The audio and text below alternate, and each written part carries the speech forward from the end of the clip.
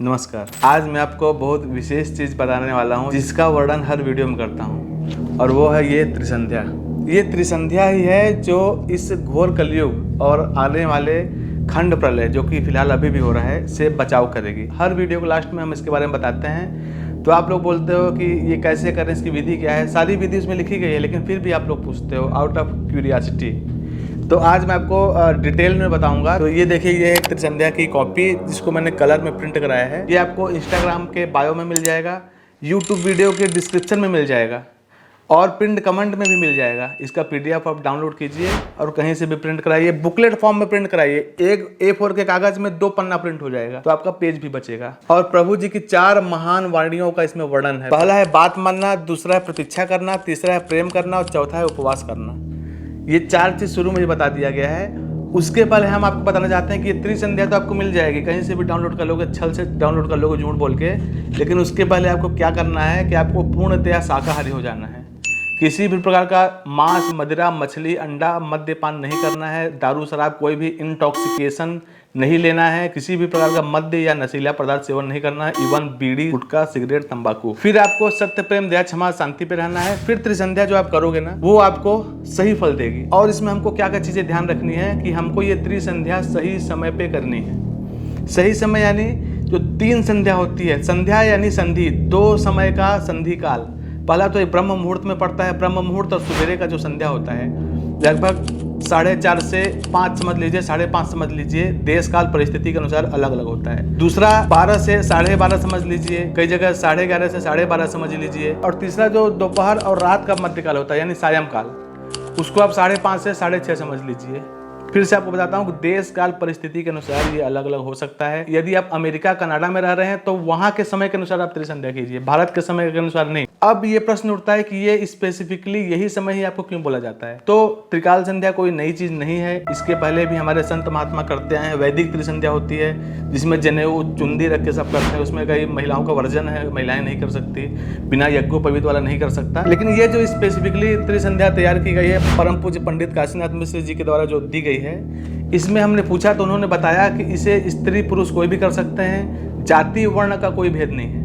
किसी भी जाति के लोग कर सकते हैं, किसी भी वर्ण के लोग कर सकते हैं। इवन इसे स्त्री किसी भी अवस्था में कर सकते हैं, क्योंकि ये त्रिसंध्या वंदन है एक प्रकार का, पूजा कोई पद्धति नहीं है।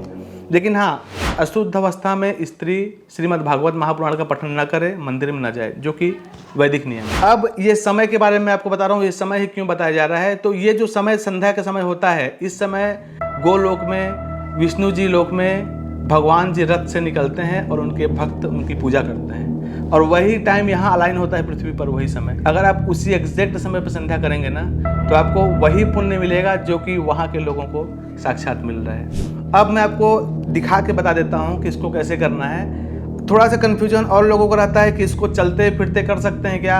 एक शॉर्ट त्रिसंध्या भी है, उसका भी डिस्क्रिप्शन में लिंक दे देंगे। इसको आप चलते फिरते भी कर सकते हैं। इस त्रिसंध्या को अगर आपको बहुत जरूरी है, बस में चलते हुए कर सकते हैं, कार में चलते हुए कर सकते हैं, ट्रेवल करते हुए कर सकते हैं। इवन बताया गया कि आने वाले समय में जब विपत्ति पड़ेगी, खंड प्रलय आएगा, भूकंप आएगा, तो लोग दौड़ते, कूदते, छुपते हुए करेंगे। ये जो त्रिसंध्या है, मालिका में लिखा है कि प्रभु जब आएंगे तो वो स्वयं से एक पद्धति देंगे जिसको धारा कहा गया है। उसका पालन करने से भक्तों का कल्याण होगा। तो ये चीजें, इसमें से कई चीजें, वैसे तो 10 अवतार स्त्रोत, 16 नाम, विष्णु 16 नाम स्तोत्रम और दुर्गा माता स्तुति है, लेकिन ये पद्धति इसके पहले कहीं नहीं मिलेगी। ये मालिका में लिखा है, प्रभु आके देंगे। प्रभु ने ही आके इसको निर्धारित किया है। ये त्रिसंध्या कई वर्षों से चली आ रही है उड़ीसा में, जो अच्युतानंद दास जी के संप्रदाय से। तो चलिए मैं आपको बता देता हूँ किताब में दिखा के कि इसको कैसे करना है।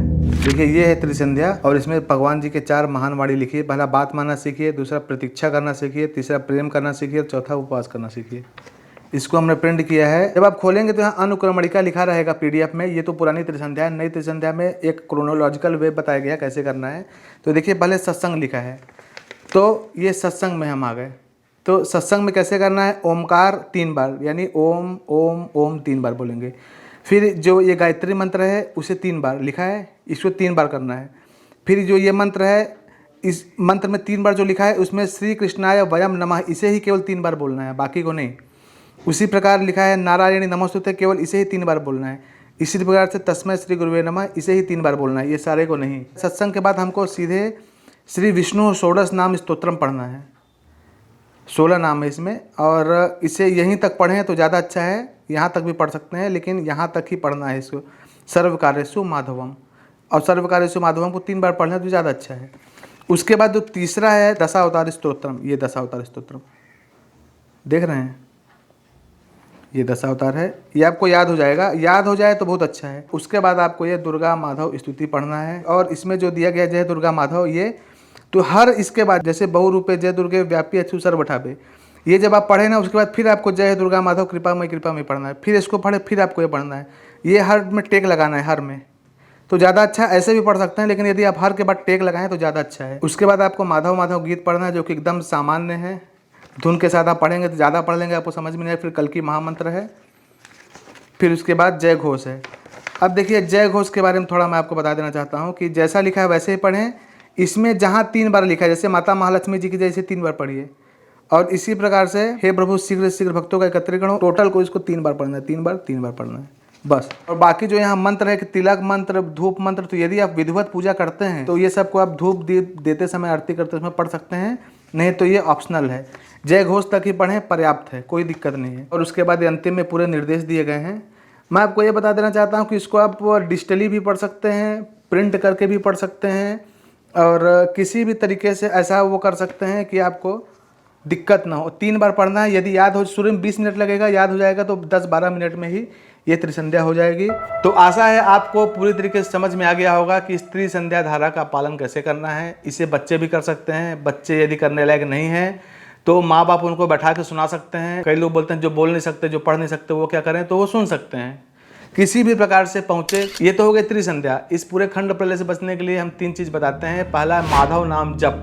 महाप्रभु कल्कि जी जिनका धारा अवतरण हुआ है, उनका नाम माधव रहेगा इस अनंत युग में, जो कि अभी चल रहा है। दूसरा, त्रिसंध्या धारा, और तीसरा श्रीमद् भागवत महापुराण पठन। श्रीमद् भागवत गीता नहीं, श्रीमद् भागवत गीता पढ़ें तो बहुत अच्छा है, लेकिन श्रीमद् भागवत महापुराण जिसमें कृष्ण जी की लीलाएं लिखी हैं, उसे पढ़ना है। जो पढ़ नहीं सकता वो सुन सकता है। कई लोग बोलते हैं संस्कृत पढ़ना है क्या, नहीं तो आप हिंदी भी पढ़ सकते हैं, बस आपको समझ में आना चाहिए। तो ये 3 चीज़ें, पहला माधव नाम जप, दूसरा त्रिसंध्या धारा, और तीसरा श्रीमद् भागवत महापुराण पठन। ये तीनों चीज़ जो करेगा उसको पहले तो प्रभु जी का प्रत्यक्ष अनुभव होगा, फिर वो आगे प्रोसीड करे। ऐसा नहीं कि अभी किए और क्या हो रहा है किसी को नहीं पता चला। इसका प्रत्यक्ष अनुभव होगा। और आप विश्वास मानिए, सैकड़ों मैसेज आते हैं इंस्टाग्राम में और यूट्यूब में, दर्जनों कमेंट आते हैं अनुभव के बारे में, और वो ऐसी अनुभूति बताते हैं कि उसको पोस्ट करने से हमको लगता है कि लोग उनको पागल समझेंगे। इस प्रकार की शक्ति है इस त्रिसंध्या धारा की। मालिका माने या ना माने कोई बात नहीं, सनातनी है तो इस त्रिसंध्या धारा को आप फॉलो करके देखें और अपना अनुभव हमारे साथ शेयर करें। नमस्कार।